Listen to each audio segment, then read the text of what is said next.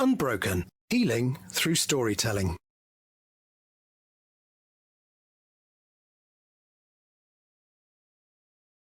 Hello and welcome to Unbroken, the podcast with me, Madeleine Black, where today I'm actually speaking to two people, which is a first for me, and they have a very powerful story about both of their sons. Today I'm speaking to Pat Sowa and Kerry Fisher. Let me tell you a little bit about them before we start our conversation. Pat is a former head teacher who has dedicated herself to raising awareness and understanding of mental health since the loss of her son Dom to suicide at 17. She is a keynote speaker and trainer in mental health first aid and represents carers on suicide prevention advisory groups. Pat is also passionate about spending time with those she loves and appreciating the precious moments that every day offers if you look for them. Kerry Fisher is an internationally best-selling author of 8 novels, selling more than 1 million books worldwide. She describes her books as witty, contemporary fiction for women who lived long enough not to expect the fairy tale. Take My Hand was written by them both about their son's struggle with life-threatening illnesses. It is an extension of her forthright storytelling and their first non-fiction book. So welcome, Kerry and Pat, to the show. So the way that I always start every episode on this show, because we are called Unbroken, is what does that word unbroken mean to you? So I will go to Kerry first, if you'd like to let me know what unbroken means to you.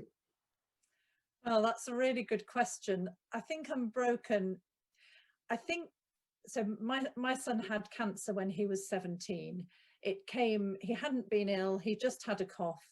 And it was one of those moments where the week before I'd been sitting on a sun lounger in Greece, and 5 days later I was in A&E with my son being told that he had an unusual mass on his chest. And I suppose when I look back on that moment, that was the moment where my life had just been, trundling along with the usual ups and downs of family life. And my life broke at that point. It will never be the same again. He's in remission. He's been 3 years in remission now, and we're very grateful for that. But a lot of the 3 years has revolved around trying to become not whole again, because I think that that trauma will always reside within me, but to find a way to live life joyfully without being constrained, and natural vibrancy and joy about life being constrained by endless worry. So I think that's what unbroken means to me, is finding a way back. Yeah, absolutely. And forwards. Yeah. Matt, can I come to you? What is your definition of unbroken? I've had the benefit of a bit more time than Kerry, haven't I, though? That's just really interesting. So for me, my personal definition of unbroken is the idea that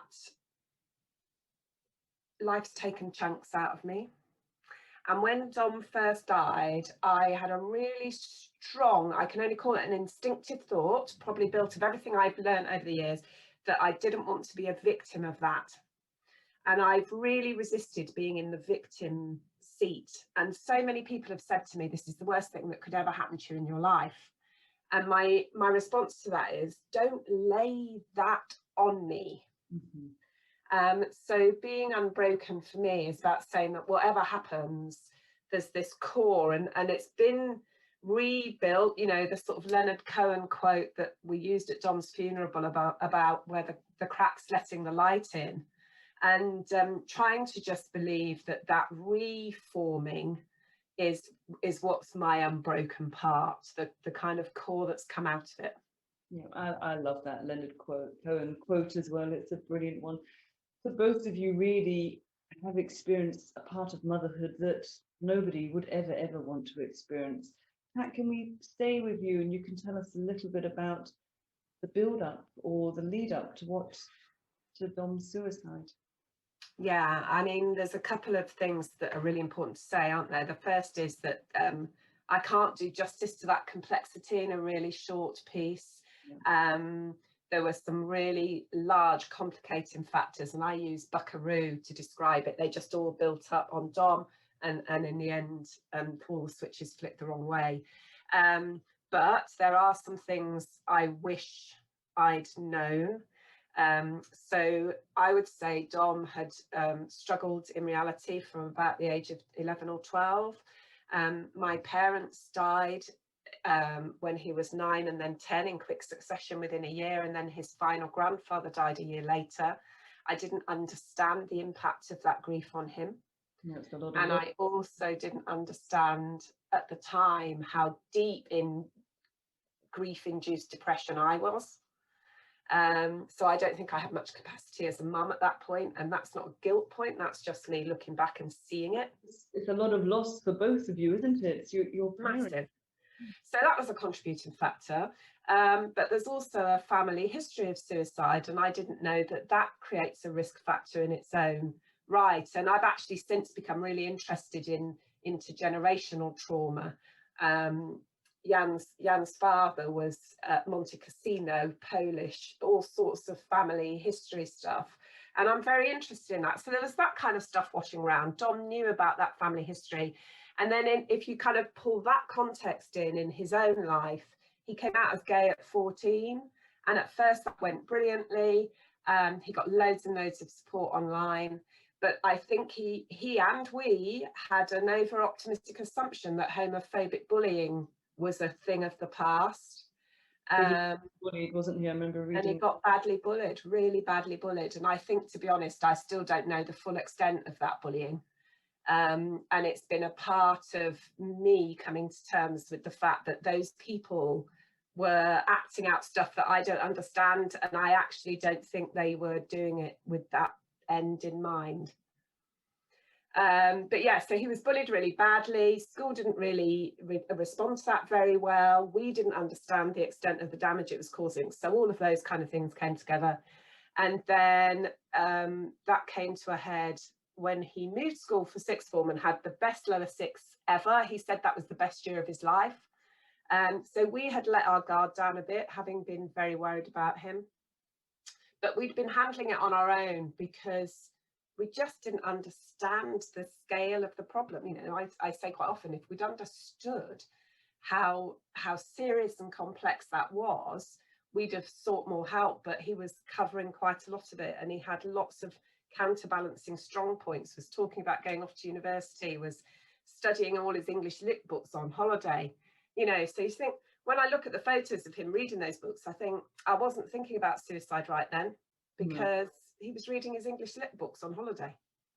But then he went back to school, and I think the pressure of worrying about going off to uni and going off on in the short term on a trip all conspired with that complex history, and he just couldn't think of a way out. You know, he couldn't think of a way beyond that, and we didn't have access to the kind of knowledge we've got now. And he had one failed attempt before final attempt, didn't he? He did. He took an overdose shortly after the start of term in the September of 2017, and at that point he was taken into hospital. We had 24 hours of not knowing if he would live or die through that overdose. And then, in the words of the consultant who came into the room, well, we've sorted you out physically, and now we just need to get your head straight. And with that, we knew he would survive that attempt. And he was, you know, deeply remorseful actually at that point, and said he was glad he was there.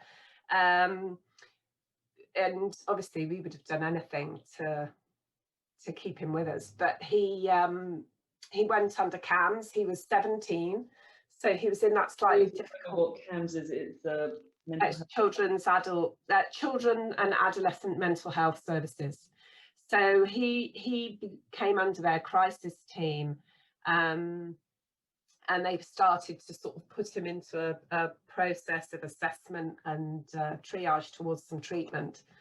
But one of the things I'm still really passionate about is that transitioning of support from the hospital, where he was being monitored every 20 minutes, to coming home. And we as a family were given really no advice beyond love him. And that's just not enough, is it? Not enough, absolutely not enough. Love is a huge part, it's important, but it's definitely not enough. And then it was while you were away with your husband and your other son in Cornwall, weren't you? On holiday. Yeah.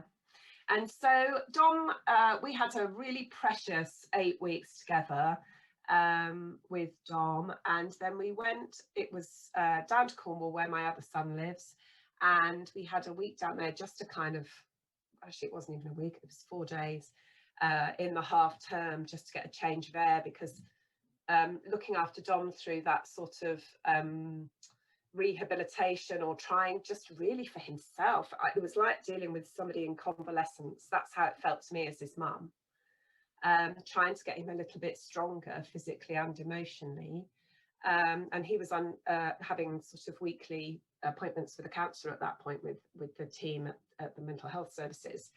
When we had a 4-day break in Cornwall, and sadly on the last night he died. And I very deliberately don't talk about the context of that, except to say that if we had known that asking directly if somebody's feeling suicidal makes them safer and gives them more space to talk about how they're really feeling, that might have made a big difference. And if he had known in turn about some of the resources that would be there to help him in the future, he might have had somewhere else to turn. Yeah, it would have given him some hope, really, wouldn't it? Somebody once said to me that the word hope stands for hold on, pain ends, and I just think it's a beautiful description of the word, because, as you know, I am a suicide attempter when I was just 13, and I never wanted to die. I just wanted the pain to stop. I couldn't see any other way out. I didn't understand at that point. I had, like you just said, I had no idea of what was available. So I really understand what you're saying. So thank you for sharing that with us, Pat. And we'll go over to Kerry now, just to get a little bit of Cam's story from you. So he had actually just been away, hadn't he, on a rugby trip, and he went away with a cough, and he didn't really think too much of it. You just asked for the strongest cough medicine from the chemist, and off he went on his to New Zealand on his rugby trip. Australia he went to. Yeah, up close. Yes, you know, when I look back on it, I've always been that parent that's been very much in the just get on with it camp, you know, when they were little, unless your leg's hanging off, I'm not interested, you know. I've always been that sort of mother. And of course, you know, Cam had a cough before he went to Australia, and I wasn't this, you know, it didn't even occur to me that he might be seriously ill. Well, it wouldn't, would it really, would it? Well, I hope it wouldn't, because one of the things that I beat myself up with for a long time was, you know, my cavalier attitude to health matters. You know, I'd actually sent my son off to Australia with cancer, and you know, he got in trouble for not running really hard while he was out there. But I mean, even when he came back, to be honest, if it wasn't for my husband, who is far more concerned about health matters, it would have probably taken me months, if I'm absolutely honest, to really take it seriously. Yeah, I have a daughter who, very different subject, she whacked her hand when she was in the gym running, so it's really sort of, Anna, it will be fine. The next day it was huge, she'd broken her hand. So I'm a bit similar to you. I am that mother. So am I. Yeah, so take the doctor, and then it wasn't, you did get the diagnosis of a lymphoma, but actually it turned out to be an even rarer form of cancer, didn't it? It did. I mean, it's such a lot to take in, because it's such a shock. There was really no lead up to it. You know, one day he had a cough and I was thinking he needed different antibiotics, and the next day we're all sitting round with nobody, you know, with everybody terrified to actually say the words, is it cancer? And so that was already a really big thing to absorb. At the time we thought it was Hodgkin's, so, you know, if there's a good cancer to have, that is the one, because it is mainly curable. And then out of the blue they said, no, it's something very, very rare. And at that point I think Patty was probably down with me, helping me out, and I just couldn't eat. I just stopped eating, but I could still drink, I'm ashamed to say. but whatever gets you through. So that was it's that not was even a conscious really a low thing, moment. isn't it? Deciding not to eat, it's just something that happens really. I'm like you, if I'm stressed, I can't eat. Oh, my stomach just, it was like a pair of lift doors closing over. I just couldn't eat. And I've never understood that, because I'm a sturdy bird who likes her food, and I've always thought that people that need sort of Victorian smelling salts in a crisis needed to, you know, pull themselves together. But actually the whole experience with Cam has really taught me that unless you have been through things, it is not your place to have a view on how the people are handling it. Because everybody's going to handle it in their own unique way, really, aren't they? There's no rules, there's no set way to how you respond to any trauma or any diagnosis. It's how it hits you is how it hits you. Yeah, yeah, absolutely. So he went through treatment. Yes, so he had 6 rounds of chemo. The first one was incredibly traumatic because they were using what the nurse called a miracle drug, but he had a really awful reaction to it. So that was horrible. That was, you know, like you imagine a scene out of Casualty with everybody running and shouting down the corridor. And I just remember sitting there with the nurse saying, "Call your husband." And I don't know whether I said it out loud, but I certainly thought it. I remember thinking, what's the point? It will be so stressful for him trying to get to the hospital, and he'll either be dead by then or you'll have sorted it out. You know, it was just really, I have had real moments of clarity like that. You know, moments that you never really expect to have in your whole life. That it would, even just to hear you say it now quite easily, but to hear you say that, well, he's either going to be dead or you will have sorted him, it's, yeah, that is quite a statement to make. But it, you know, that was how it felt. What I was amazed was, obviously we know that he does survive, is that how he carried on going to school, and despite having, you know, chemotherapy, he just, with his bald head, he kind of, you know, was quite proud of it, but he just got up and went to school despite having all this treatment. Quite incredible. It actually, it was incredible, and it saved us, because what was really difficult, because obviously he was 17, so he had all that teenage stuff going on that normal 17-year-olds have. You know, he wanted to go out and party, and a few times when he was having chemo, because they had to put the drug in very, very slowly, we were there for hours, and he'd be like, "Do you think we'll be finished soon, Mum, because there's a party on tonight?" And of course that brought its, although it was fantastic that he was so positive and stoic about everything, it brought an extra level of tension into the house, because of course I wanted him at home wrapped up in a blanket on the sofa where I could see him. And you know, I mean, he was always driving off with me shouting, "Don't forget your antibiotics at 10 o'clock." You know, it was very, very stressful trying to let him lead his life in the way he wanted to lead it, and not going completely mad myself trying to keep him safe. There was a lot of tension there. And that, I imagine, just adds to the pressure that you're feeling as well, wanting to watch them really 24/7 and keep them safe.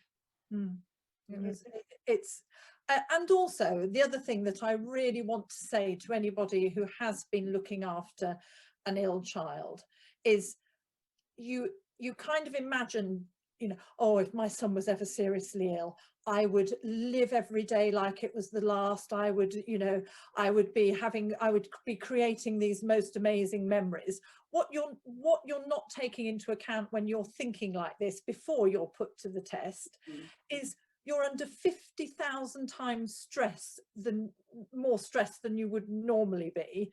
You're not sleeping. The whole world feels like it's just weighing on you. Every single minute of every day revolves around, can we get through this? Is there a solution? Is there something I should be doing that I'm not, that could change the outcome? And you know, it doesn't lead for jolly, happy family memories at the time when you feel the most obligation to be creating them. No, you're very much in that bubble of cancer, really, aren't you? And it's very hard to see beyond that bubble. And you also have a husband, and you also have a daughter who is also doing exams and at school. So it's that ripple effect of what it does to the whole family, isn't it? Yeah. But I'd like to come to your beautiful book that you both had written. I read it. Take My Hand, it's called, and I totally recommend it to anyone that's listening. It's actually not a sad book, which you think, sadly, obviously, because we know Dom doesn't survive and Cam has a life-threatening illness.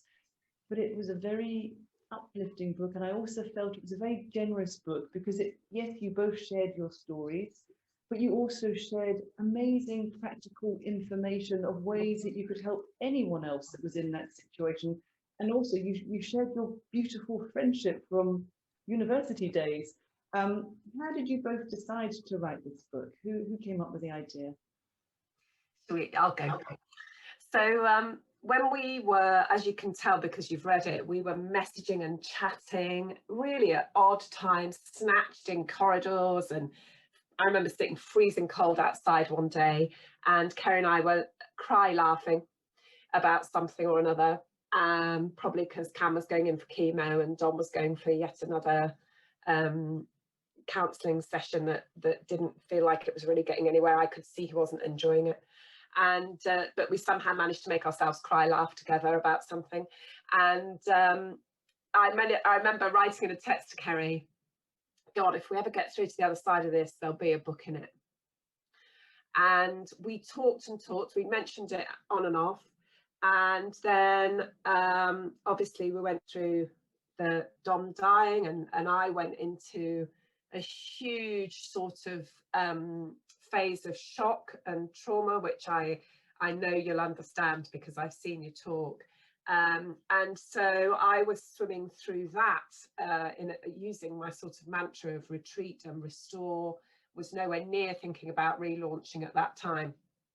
And in the January, so Dom had died in November and in October, and I'm glad I didn't get that date right, by the way, because I've made myself a little promise that I'm not going to hang on dates. So I'm really interested that I got that wrong. So Kerry in the new year phoned me up and said, I'm feeling nervous, but I want to talk to you about that idea of writing a book. Okay. It's the thing I can do. And Kerry, why were you nervous? Because I knew that writing the book we'd have to relive a lot of horrible moments. And also, I suppose I felt the burden of responsibility of making a success of it because it's my job. That's what I do for a living. So and I wasn't sure whether we would be able to write in a way that would be something that people would want to read, because there's quite a contradiction between being honest and writing about very painful moments and writing something that is entertaining enough, I'm sorry to use that word. You don't want to traumatize your readers either, really, do you? Well, it's not even so much about that. If we were going to put the work in, it had to be something that could have some kind of resonance with somebody, because if everybody picks up a book and goes, oh, that's way too depressing, I'm not reading that, there's no point in reading it. Our whole point was to write something very honest about two ordinary mothers who'd had these two different but interlinked traumas in a way that would help other people. There was, when Cammy was ill, I wanted to speak to another mother who was a year down the line, who could say to me, okay, it's normal to feel like this. You will hate some of your friends because they say clumsy things to you. You will find other people who support you, people that you would never have expected to step up to the plate. That's the sort of information I wanted.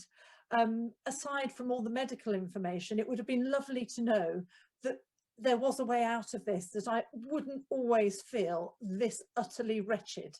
Yeah, we started writing together when we talked about it, because I thought it was a huge act of generosity as a friend for Kerry to offer that invitation to use really her professional reputation and say, right, we're gonna create something really vital here. And I knew I would write. I've always written. I've got tons and tons of journals, and I'd written every single day from Dom's first overdose on my phone because it was the only thing I had. And I called them pod, post overdose, pod 1, pod 2, pod 3. It goes up to pod 53. That's how many days he lived. And so I knew I would write, but Kerry and I had each other's friendship to support us through that whole unimaginable phase, really. And so when we were talking, we're just like, we both knew we were so lucky to have this friendship in this context. What the heck would this have been like if you hadn't had each other in that boat? Let's write a book that becomes the equivalent thing of allowing people into that friendship circle. Yep. One of the things you say in your book, which I really love, when you mentioned boat, is row your boat towards them if they can't find theirs. And it was just like this beautiful, it is like a guiding light, your book. It's part memoir. It's definitely not misery memoir. Part memoir, part guide, because there's a lot of practical stuff, but a lot of emotional stuff. And one of the things that you touched on, Kerry, there was what people say, the clumsy things, or what people do and what they don't do, and who surprises you, who shows up and who doesn't. Can you talk a little bit about that? That was very interesting. And one of the key things for me, the thing that probably helped me most of all, was being able to say my worst fears out loud, and for people not to rush in to fix it. So it became very important to me to be able to say out loud, he might die. And I didn't want people to say to me, don't be so stupid, of course he won't, don't speak like that. The oncologist couldn't tell me that he wouldn't die. You know, your average lay friend cannot give you that guarantee. No. What I really needed in that moment was for somebody to listen to me and not run away from my pain. It takes a lot, doesn't it, to stay steady. Yes. And to really hold someone, you know, emotionally, and to support them. So exactly that. I needed somebody to hold my fragile heart and just say, okay, if that happens, I'm here. And that really was the most important thing. And, you know, conversely, I mean, some very people that I wouldn't have necessarily thought I could rely on did step up. They were those people. They did text, they did phone, they didn't run away from the horrible trauma that had happened to us. And on the other hand, a few people that I classed as much closer friends, I mean, literally ran for the hills. You know, not a text, not a phone call, not anything. And I mean, back to those friendships now, has it picked up or it's fizzled? Well, it would be a lie to say that I hadn't had a bit of a friendship cull after that. And, you know, I do understand that sometimes people have got a lot going on in their own lives that they're dealing with, and they don't have the emotional bandwidth for your pain. I do understand that. And I mean, Pat's always very generous about this and says that in the past she has also been that person. I'm not as forgiving as Pat. So there's a lovely expression in Italian, which is me lo lego al dito. I'm going to tie that to my finger. And I am a bit of a tire to the finger of things. So I probably am still friendly with some of those people, but I'm not friendly from the heart anymore, if that makes sense. I have a defense up, and I can still socialize with them. I can still be friendly, but I don't care about them and I don't trust them in the same way. I think sadly we do find out who is really there for us when it really matters, don't we? The hard way. How about you, Pat? It's like Kerry said, that I was lucky when Cameron got ill, because I'm a head teacher, and I was lucky because it was the holidays, And so I remember that first message, Fish, when I sent it, it's like, for once it can be me who is free. Shall I come down? And it felt like a privilege to be able to do that. But I also know there have been lots of times when I haven't had the headspace. You know, I talked about when my parents died, I had enough on my plate looking after my own life to not have enough, you know, I didn't have spare. And I suppose, so what did I find? I have, my friendships have shifted. I've gained some new, really authentic friends who've seen me in my deepest, darkest pain, and have managed to somehow magically put out that hand and offer, sort of show the way, whether it was to my first conference platform to speak to 1,200 teachers, whether it was Kerry reaching out with the idea of the book, and whether, you know, I've had all sorts of people who've done that kind of thing. I've had some people who couldn't step in, really close friends who I looked at my text and it was literally a year later, Madeline, because the first year was just swimming and swimming. And then after a year I looked at the message, I thought, oh gosh, it's nearly a year since I heard from them. And I was genuinely surprised. But interestingly, there's been like a sort of phase where that friendship then has kind of gone fallow. And here we are now coming into the 4th year after Dom died, and I have no ill feeling around that friendship. And so I often think about it. I have this thing always that I don't do Kerry's thing about tying it, because you know the 2 wands in Harry Potter when Voldemort and Harry are fighting, and you feel like it's like somebody's got to break that, haven't they? And so I try to put my energy into the good places, because for me it's very personal, but for me I don't want to waste a single piece of ill feeling on other people. And I suppose one of the things that has developed for me out of receiving other people's compassion when I was on my knees is I seem to have a much greater capacity for it myself. And you appreciate how much it meant to you.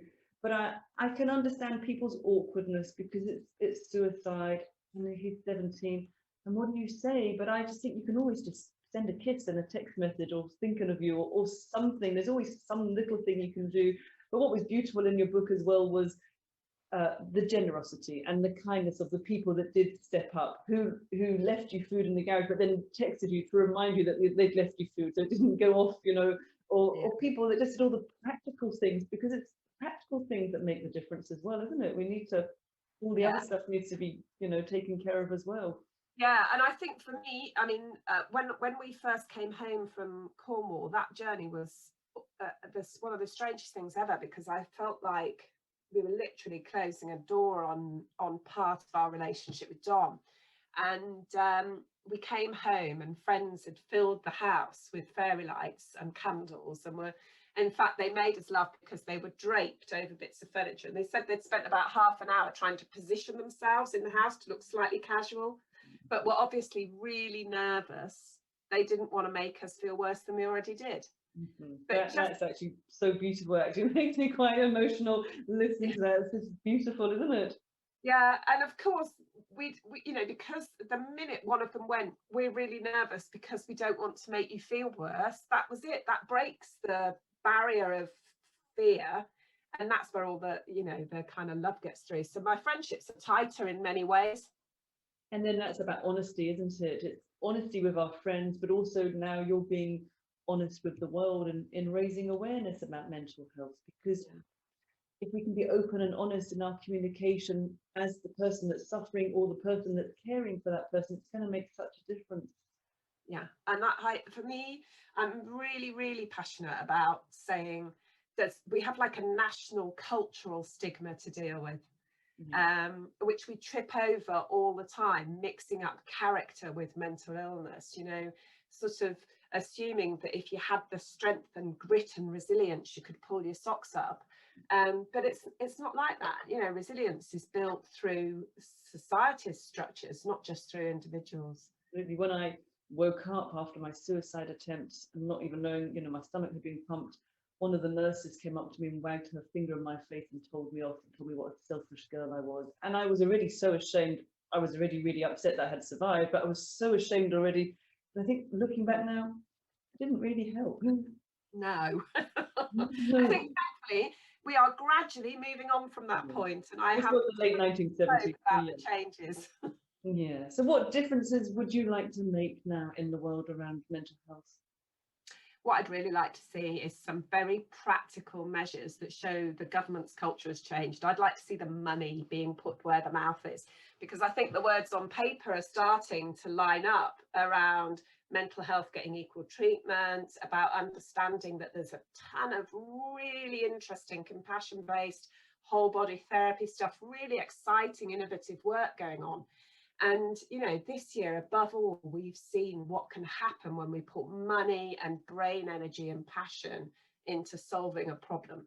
So I'd like to see as much money, and Kerry knows I have my heart in both of these things, as much money going into curing the devastating critical illness called suicide as we see going into cancer. Yeah, and also I think, you know, to speak about mental health within schools, even from a young age, you know, to tell it's really okay if we're struggling, but to what we can then do about it, who we can go to, where we can access help, you know, what makes it okay, what things that help, things that don't, really to guide young people. And really practical stuff, isn't it? So it's kind of putting it into schools so it's coming up from the bottom. Speaking to parents, speaking to people like us who are trying to keep young people safe and healthy and giving them the information they need to do that. We teach people how to cross the road. We tell everybody to clean their teeth. You know, add to it, this is how you look after your mental health. This is how you have a conversation around feelings. Yeah. You know, you don't just talk about how long they've been on the screen. You say, let's have a chat. How are you actually feeling today? And then make space to hear the answer. Absolutely. And Kerry, can we come to you? What differences do you want to make around cancer, or is there anything, I don't know, you know? I think one of the things that would have been very helpful is what happens when somebody goes into remission, because we were lucky enough to be treated at the Marsden. I literally could not fault the treatment we had all the way through. We had a chief nurse specialist that we could contact with any worries. She would come back to us really quickly. We had excellent treatment, and I cannot drive past the hospital without going, God bless the Marsden, you know, I mean, really. And I'm not even a believer, but honestly, I love them. They were brilliant. What was really tricky was probably the 6 months following Cammy going into remission, because you've gone from sometimes being at the hospital 3 times a week, but at least once a week, and having loads of health professionals saying, oh, you don't need to worry about that, don't worry about that, to really being quite alone dealing. And of course, once everybody expects you to be absolutely elated once you get the news that your son's in remission, and of course we were elated on one hand, but up until then we'd just been surviving. We'd been in a 3-week cycle of chemo, and my whole attention was focused on keeping him well enough to be able to get to that chemo, and we had a structure. All of a sudden, you know, they're kind of like, okay, we need to go and live our lives now. But we don't know how to do that anymore. Your mind permission to go, oh my God, what have we just been through? So then it all comes out. So that for me, I was in more of a state when Cam went into remission than I ever had been throughout the whole treatment.